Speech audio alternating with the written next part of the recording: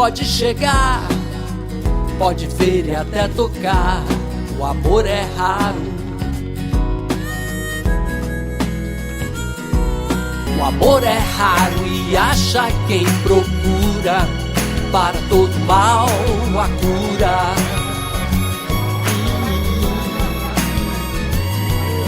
O mesmo sonho raro e real, mais raro é ser igual. Olá pessoal, eu sou a Lauda Santos. Mais um episódio do nosso Amor é Raro, nosso segundo episódio, e hoje nós vamos falar sobre esperança. E esperança hoje tem nome, Isaac.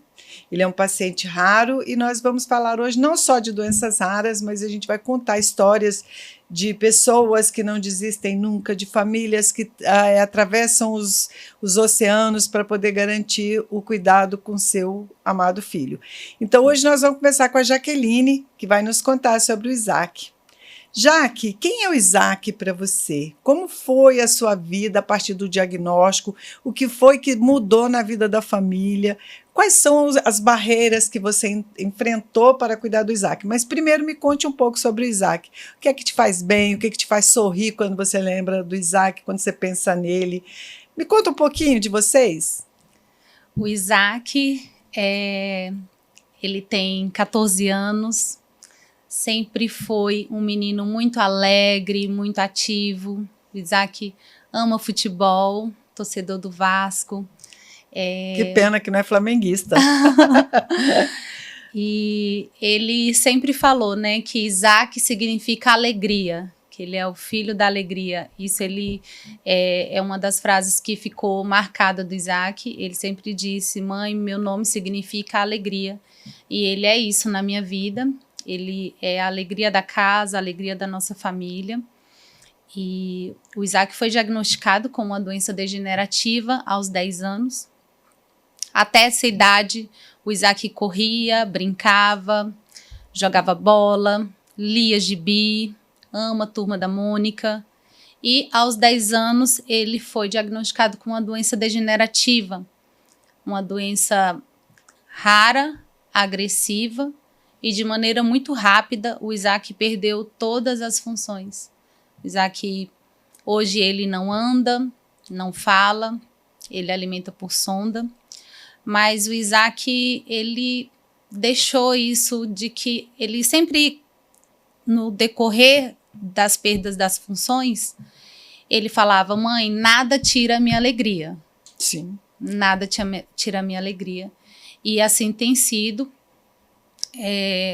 Hoje, apesar dele estar na situação que ele está, a gente tenta proporcionar a ele momentos, a gente tenta fazer com que ele viva, apesar das condições serem muito limitadas, mas a gente tem tentado e buscando ajuda, né? Porque tudo para uma pessoa que tem uma condição como a do Isaac é mais difícil. Um passeio simples para qualquer pessoa, para a gente, é muito mais difícil. É um acontecimento, né? É um acontecimento. E como é que as pessoas enxergam o Isaac? Como é que você gostaria que as pessoas vissem o Isaac? Como um coitadinho, como uma pessoa independente ou dependente? Como é que você vê esse cenário que a gente sabe que no Brasil há muito preconceito? Então, quando você sai, por exemplo, com o Isaac para um parque, vamos dar um exemplo, como é que as pessoas lidam com a presença do Isaac? Bom, eu gostaria que ele fosse visto como alguém que tem opinião, que tem vontade, porque normalmente quando eu saio com o Isaac, as pessoas vêm até mim perguntar: como é que ele tá? O Isaac, o que ele quer? E o Isaac, ele tem opinião, né? Então eu gostaria que ele fosse mais visto, de eu chegar com ele no lugar e a pessoa fala assim: ô Isaac, você tá bem? E não perguntar para você, né? Isso. Isaac, está bem, né? Ele não se comunica, ele não fala, mas ele não se comunica falando, mas Sim. ele tem a maneira dele de se comunicar. E meu sonho é que as pessoas pudessem ter esse respeito pela comunicação dele, né? No tempo dele, do jeito dele se comunicar.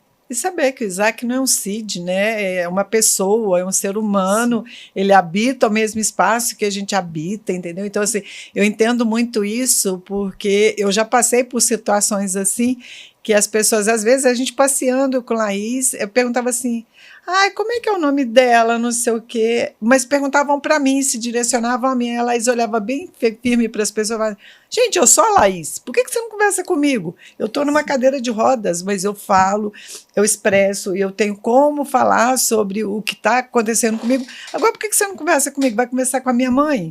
Eu sou a Laís, a Lauda é a Lauda.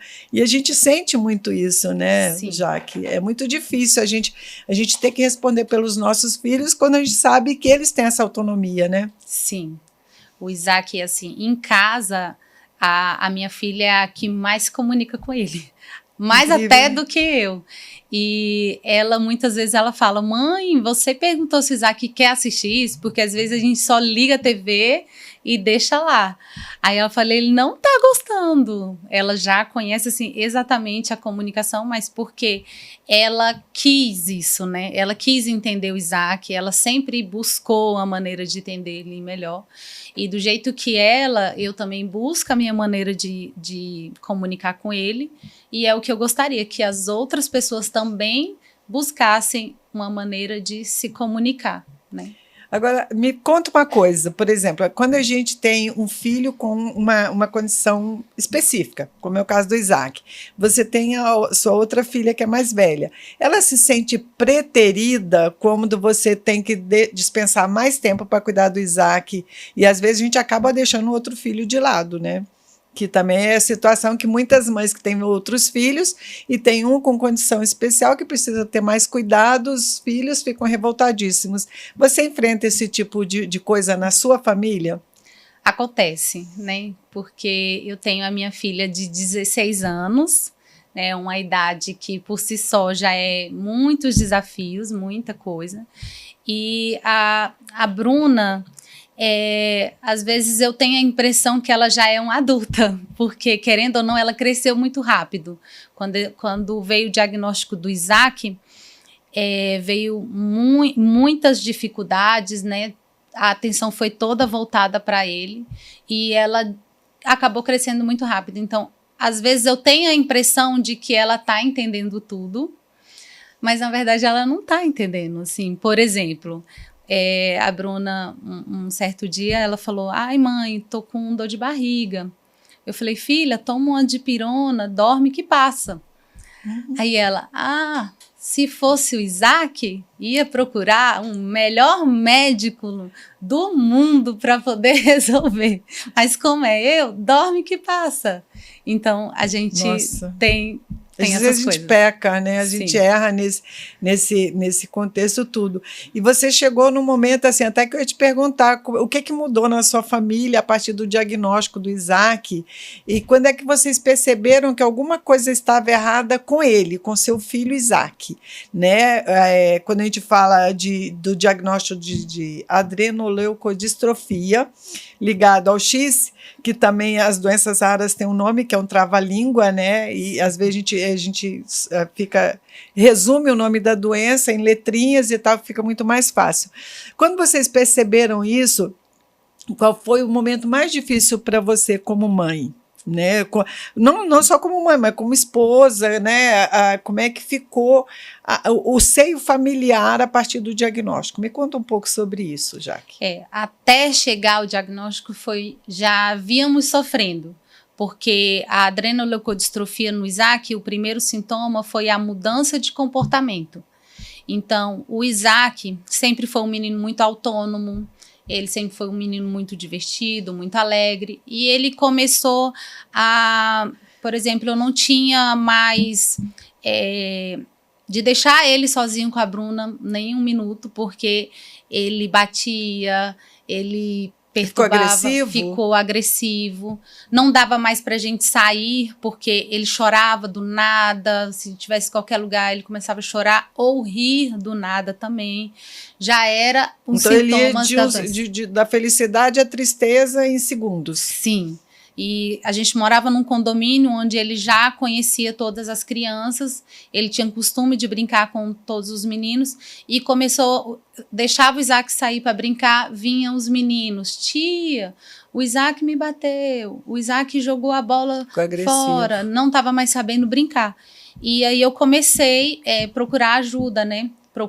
Na verdade foi todo mundo pro psicólogo lá em casa, porque ele aprontava, aí o pai queria bater e eu ia bater no pai, não deixava, virou Isso, e aí fomos todos pro psicólogo, e a psicóloga falava que era normal, e as minhas queixas continuavam, que o comportamento dele não era aquele, estava alguma coisa errada.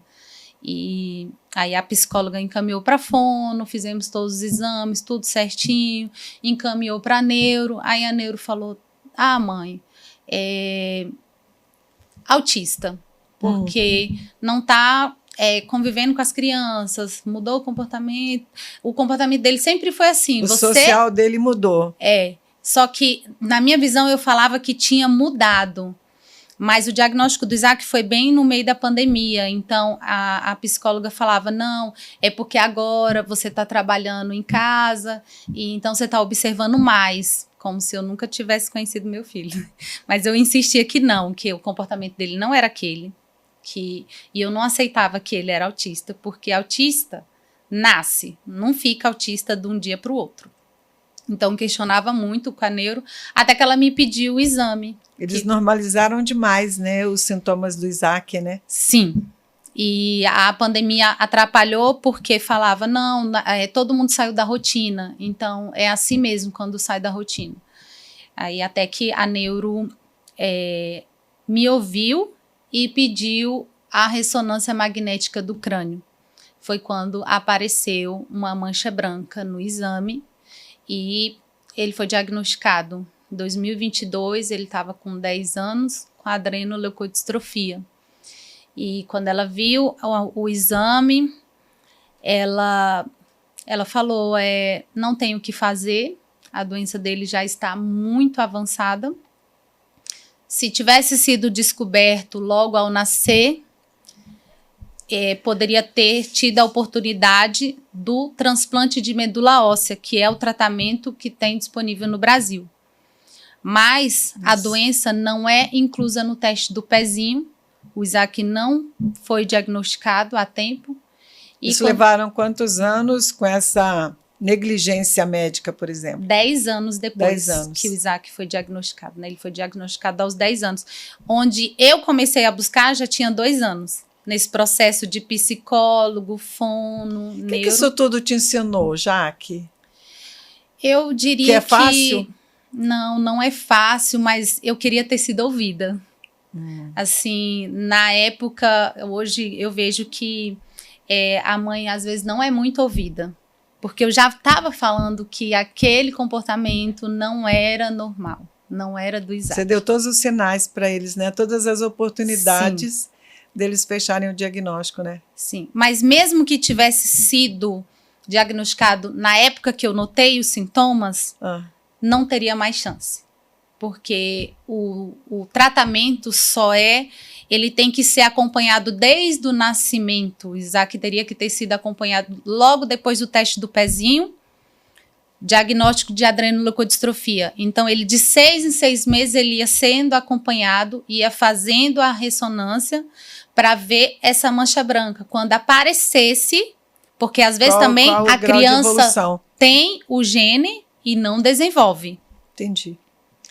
Mesmo não teria, então, eu agradeço a Deus por ter recebido o diagnóstico, assim, de certa maneira, para o Isaac Lauda, na época o diagnóstico foi um alívio, porque ele era chamado de mal educado, que é um menino que não respeita as pessoas. Nossa! Então, quando veio o diagnóstico, e eu sabia que ele não era mal educado e que ele respeitava, assim. Você conhece o filho que tem, né? Sim. Você sabe qual a educação que deu, né? E quando veio o diagnóstico, eu digo que foi um alívio para ele, porque ele não foi mais taxado desse jeito. Era sintomas. Mas eu acho que, assim, não é romantizando isso, mas hoje eu imagino assim, como deve ficar os coleguinhas dele, que fez esse pré-julgamento de mal educado, de uma criança que não era benquista nos lugares, que preferiam deixá-lo de lado e não brincar mais com ele, enfim. Eu acho que hoje isso deve cair assim como um remorso, né, digamos assim. Até para a família, não só crianças, mas todo mundo tratava ele assim. Nossa, mas tem que dar um jeito. Olha só que tá sem de castigo, faz não sei o que e tal, né? Porque julgar quem tá de fora, dar opinião na educação do seu filho é muito fácil, né? Só que não consegue entender essa fragilidade chamada vida, quando vem acompanhada de uma doença rara, né? Sim. E o que muitas mães também comentam, e o que eu fico impressionada, e você falando isso agora só mostra que tem que ter mais empatia, os médicos têm que ouvir melhor as mães, não pré-julgá-las, não falar que elas estão vendo sinais onde não existem, porque as melhores formadoras de opinião e de dizer como é que está seu filho são as mães, né?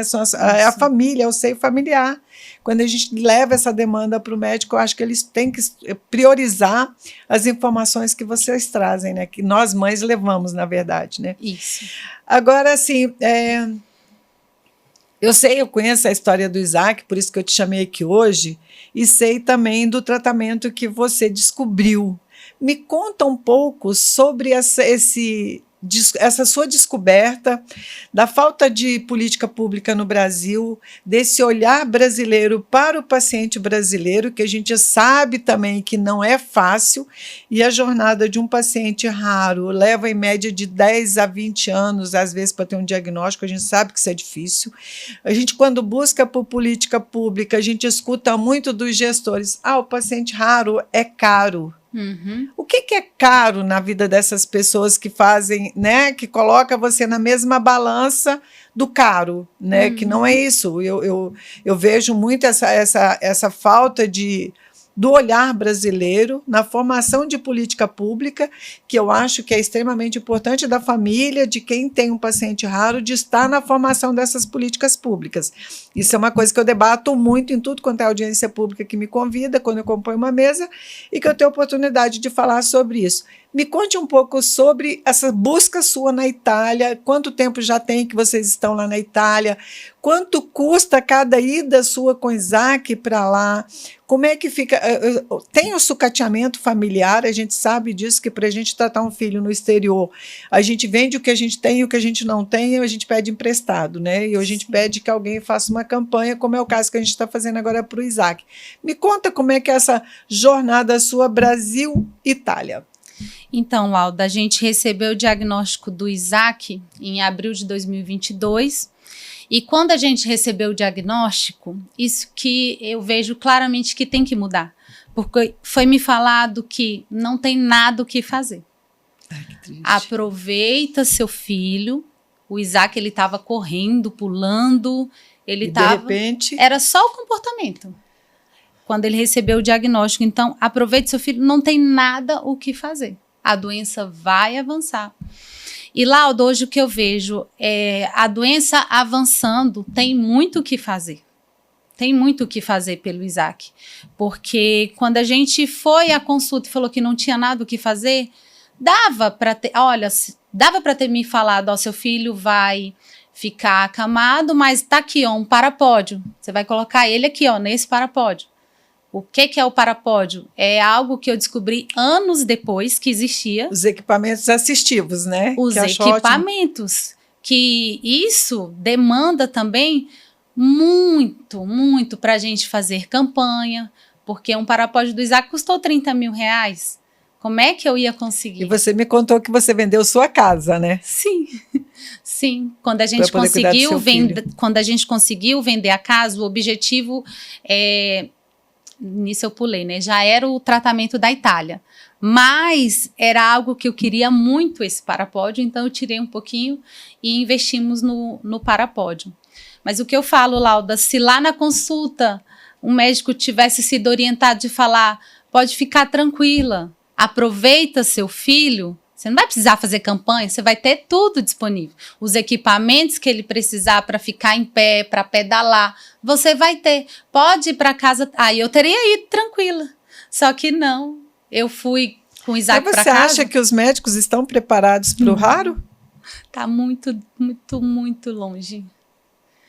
Para a adrenoleucodistrofia, eu vejo que está muito longe, porque tinha muita coisa que teria dado para fazer sem tanto sofrimento, porque passar pelo diagnóstico já é sofrido. Sim. E o sofrimento fica dobrado quando a gente não tem recurso.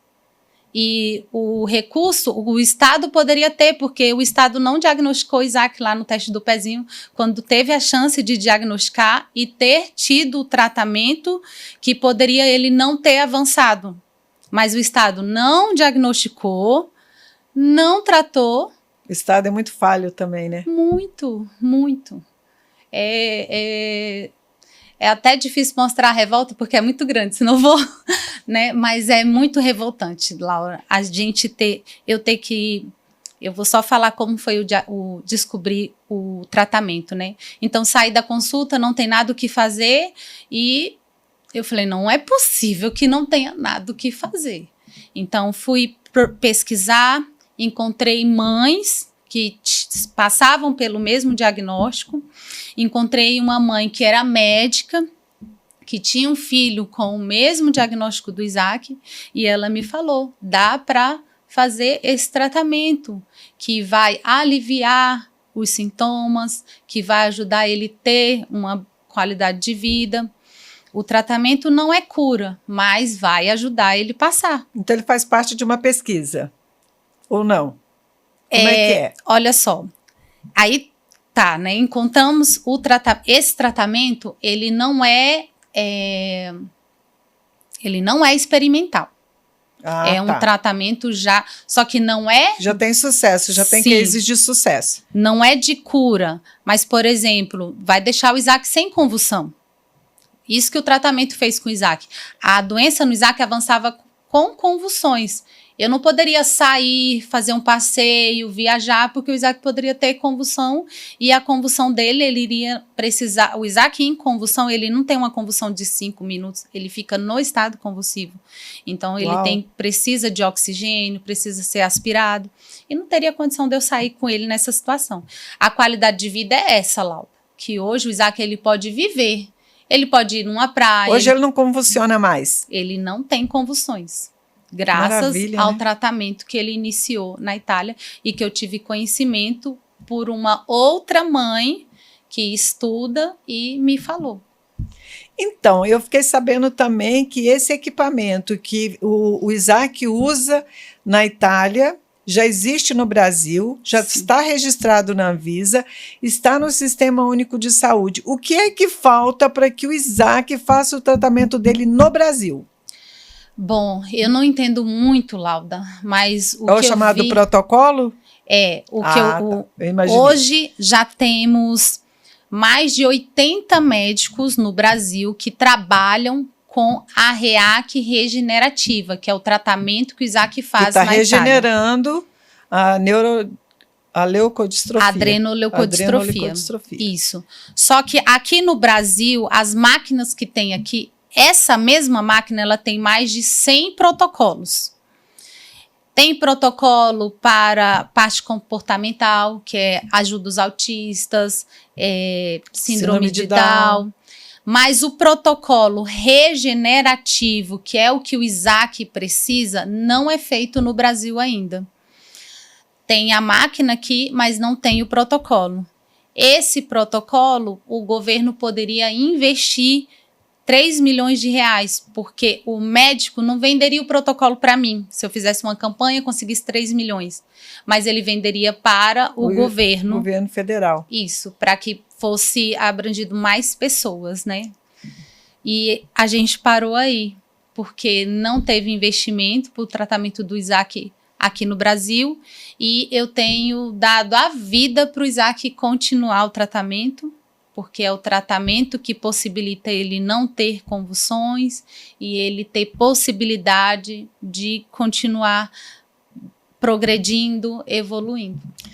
Não sei se você sabe, mas assim, você público, na verdade. Eu não sei se vocês sabem, mas a Amavi Raras fez um requerimento ao Ministério da Saúde que crie o protocolo regenerativo para que o Isaac continue seu tratamento aqui no Brasil de forma muito mais confortável, sem ter esse transtorno todo, né? Porque não é fácil, né?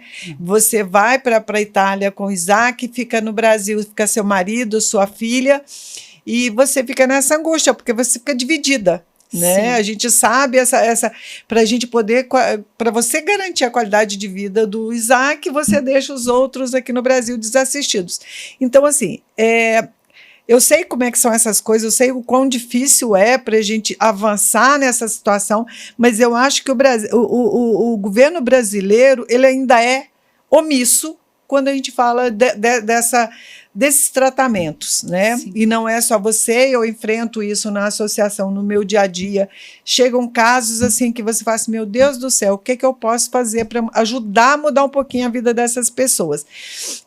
Então, assim, o Isaac, como é que você sonha o futuro dele? Né? Você teve o diagnóstico, você está conseguindo fazer esse tratamento. Para você fazer esse tratamento dele lá, a gente faz as campanhas, né? Você está também com uma rifa solidária, porque não acaba aqui, gente. Veja bem, ela viaja no próximo dia 13 agora, no sábado, não é isso? Isso. Ela viaja sábado, dia 13 de junho, para Florença, dessa vez vai ser em Florença, né?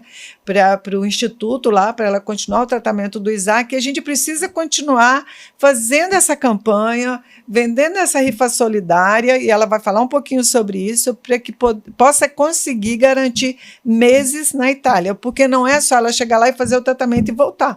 Não, ela tem que ficar, porque a equipe médica acompanha o tratamento do Isaac em vários meses ainda, ele vai todos os dias, aí ela precisa de transporte adaptado, ela precisa se alimentar, ela precisa morar em algum lugar, entendeu? Então, assim, é muito oneroso, passa de R$200 mil, né, Jaque? E a gente que tem um salário brasileiro, a gente ganha em real, chega lá, ela tem que gastar em euro, então não é fácil, a gente pede muito que vocês continuem fazendo as doações dessa campanha. Mas me conte aí, o que você sonha para o futuro do Isaac? O meu sonho, Lauda, é que esse tratamento venha para o Brasil e que o Isaac possa fazer sem demandar tanto esforço financeiro, emocional. Esse é o meu sonho, o Isaac ter a garantia do tratamento que tem ajudado ele, que tem feito a diferença na vida dele. Pois é, mas assim, o que as pessoas enxergam quando vê uma campanha de arrecadação, por exemplo, como é o seu caso? O que isso significa você receber dinheiro de pessoas que não conhecem a sua história, não conhecem a sua vida, não sabem como é que é o Isaac, não sabem as necessidades do Isaac? Como é que você gostaria que as pessoas soubessem sobre o Isaac? Isso aqui que a gente está contando nesse podcast do Amor é Raro, ou você gostaria de falar para essas pessoas como é que é o Isaac? Bom, eu gostaria de falar que cada centavo investido na vida do Isaac tem feito total a diferença para ele. Desses recursos, nada é para além do Isaac, é para ele. Tudo que a gente consegue com campanhas é para o tratamento dele, né? Esse período que eu vou ficar lá na Itália de um ciclo para o outro, como você falou, demanda muito e foge das minhas condições. Eu sou professora, o pai dele é mecânico, então foge totalmente da nossa mão. Por isso eu abri uma página no Instagram para o Isaac, é Todos pelo Isaac. Lá na página a gente divulga um pouco da rotina do Isaac. Tem na bio do perfil um link da vaquinha, da rifa que a gente faz, e é através disso que a gente investe no tratamento do Isaac. Eu queria de coração que vocês seguissem, acompanhassem a nossa luta pela vida do Isaac e visse que realmente a gente não está gastando dinheiro com o Isaac. Não está passeando, não está fazendo turismo, nós né? Nós estamos investindo na vida do Isaac. Esse tratamento não é um gasto, é um investimento que tem salvado a vida do Isaac. Eu acho que é importante, já que você deixar aqui a chave Pix, né? E como é que as pessoas podem adquirir a rifa de um trator, né? Isso, para criança, infantil, que é lindo, gente, eu já vi, também está lá na página no Instagram. Tá. Mas deixa, porque facilita para quem vai nos ouvir, para quem vai ver o nosso podcast, O Amor é Raro, para poder entender como é que eles podem contribuir. Não importa a quantia, não importa o valor que vão ofertar, né? Que vão doar para o Isaac. Mas fala aí a chave Pix, por favor. A minha chave Pix é celular. É 619-8320-4954. Você pode doar através da chave Pix ou você pode entrar no Instagram do Isaac, todos pelo Isaac, e na bio do perfil tem o link da vaquinha, que você pode doar pela vaquinha, ou participando da rifa. É R$10 a rifa do trator elétrico. Tem o link lá na bio do perfil também. Nossa, que bacana, né, Jaque? Quando a gente tem essa oportunidade de falar, de ajudar o próximo, gente, a gente fica tão melhor. Eu falo porque no meu dia a dia, eu sou uma mulher aposentada, mas eu gosto muito de participar dessas campanhas. Quando a gente criou essa campanha para você e tal, foi com muito amor e carinho, porque você sabe a importância de uma associação. Eu trago de volta, gente, o que eu recebi lá no passado, quando a minha filha também precisou de uma associação de pacientes. O Isaac está fazendo um atendimento, né, lá no Espaço Mundo Raro, e por incrível que pareça, gente, a Jaque me falou uma coisa hoje que eu vou deixar para que ela repita aí para vocês, da importância do acolhimento dentro de uma associação de pacientes, por estudantes de fisioterapia, por uma professora de fisioterapia, pelo cuidado com o sentimento de mãe e o cuidado do paciente, porque o paciente para a gente não é só um CID, não é só um número, não é só mais um, ele é uma pessoa que tem sentimentos, que sabe que tem emoções, que sabe da importância do olhar com carinho para eles, né? Então, fala aí, Jaque. Bom, o que me encantou mesmo lá no Espaço Mundo Raro foi quando elas me perguntaram qual era o meu objetivo para levando o Isaac lá no Espaço Mundo Raro. E eu falei para elas que o meu objetivo seria que elas levantassem o Isaac. O Isaac, ele é um menino acamado, cheio de atrofias, ele não tem sustentação nenhuma. Então, eu falei para elas que o meu objetivo era que elas levantassem o Isaac. Normalmente, em outras consultas, as profissionais teriam me olhado assim, de olho torto, colocado, né? Várias dificuldades. Sim, e eu me encantei, eu saí de lá, eu falei, eu vou trazer o Isaac toda semana, que não importa como, porque elas falaram, com certeza, e não colocaram nenhuma dificuldade, simplesmente sem recursos nenhum, só com a boa vontade, e levantaram o Isaac, levantaram ele, e o que eu mais percebi foi amor ao levantar. Elas vibraram junto comigo quando conseguiram levantar ele. E eu ele foi assim, aplaudido de pé, literalmente, sim, né? Eu fiquei apaixonada pelo trabalho, pela maneira que o Isaac foi acolhido, por elas terem me escutado. Assim, eu realmente, eu falei com o pai dele, eu falei, por mais difícil, a gente vai trazer ele toda semana para ele ter esse acolhimento. Nossa, eu fico muito feliz, gente. Hoje nós conhecemos uma doença rara, mas principalmente conhecemos um amor raro. O amor de uma mãe que atravessa continentes para cuidar do seu filho, né, Jaque? O amor de uma família que não desistiu. E o amor de cada pessoa que ajuda a manter essa esperança viva, né, que é o nosso papel. E se você pode contribuir, doe. Se não pode doar, compartilhe. Porque, às vezes, um simples compartilhamento encontra a pessoa certa para transformar uma história. E quando a gente quer a gente faz. Afinal, as doenças raras, elas podem ser raras, mas a solidariedade não pode ser. Hoje, assim, com muito amor, com muito carinho, eu estou aqui me despedindo da Jaque, torcendo para mais essa etapa de tratamento do Isaac, que ele volte lindo, maravilhoso, que a gente vai estar aqui de braços abertos para recebê-lo. Porque, no caso, o amor é raro. Obrigada.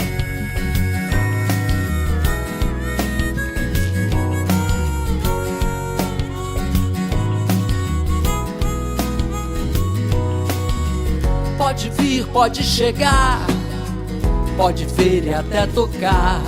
O amor é raro. O amor é raro e acha quem procura. Para todo mal a cura.